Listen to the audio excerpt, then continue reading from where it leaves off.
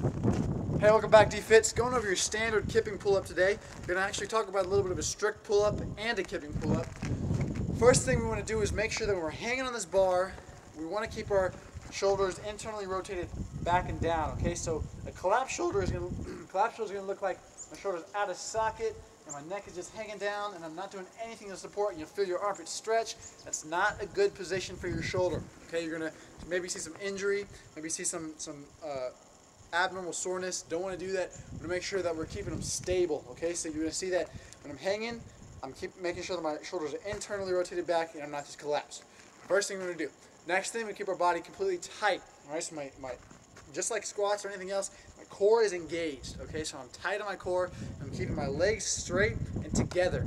You watch gymnasts, they never let their legs go apart. They're always keeping their legs perfectly strict, toes pointed together.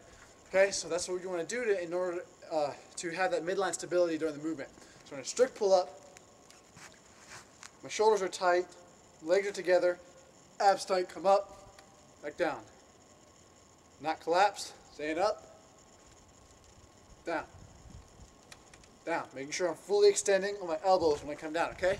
That's a strict pull-up. We want to take those mechanics and now apply them to a kipping pull-up. Okay, so on a kipping pull-up, we're not going to remain in this straight position. We're going to start swinging, okay? Don't want to swing with your hands back like this, because you can't stop yourself with anything unless you touch an object, okay? So we want to be able to be in control of the swing, so we're going to use our shoulders. We're going to engage our shoulders and start swinging with them. We're not going to use our legs because that's going to get our rhythm off. You're going to notice that you start using your legs, you don't have a proper swing back and forth. So using our shoulders, we're going to get the swing going, in and out. And I should be able to stop myself. In and out, in and out. And then my legs are going to inevitably follow. So what I'm going to do is, when I'm in this closed position, call this right here the closed position.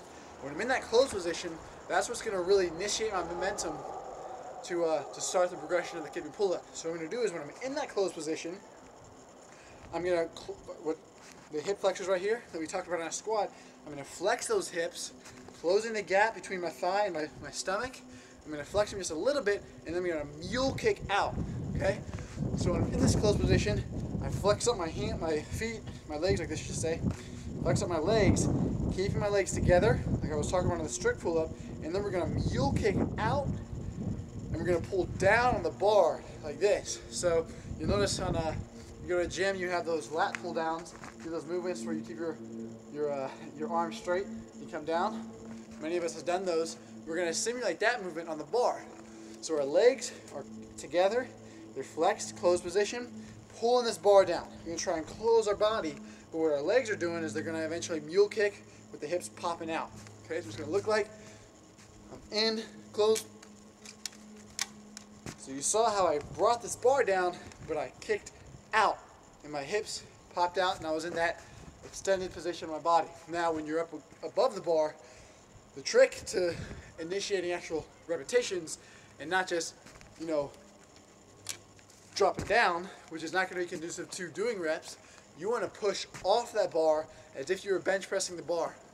So what's going to happen is you push off the bar, gravity is going to bring you down, and it's going to bring you back down to this circular movement, back down to the swing again, and that swing, or that inside position, is going to bring you back into the movement of a kip. So, inside, and you notice that I land again here, and when I come down, I push off the bar. When I come down, my hips again are flexed and my body's closed, and then I extend again when I come on the inside. Okay?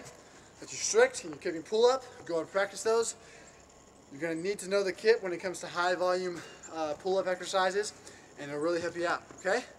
So this has been Adam with Dunetos Fitness. See you next time.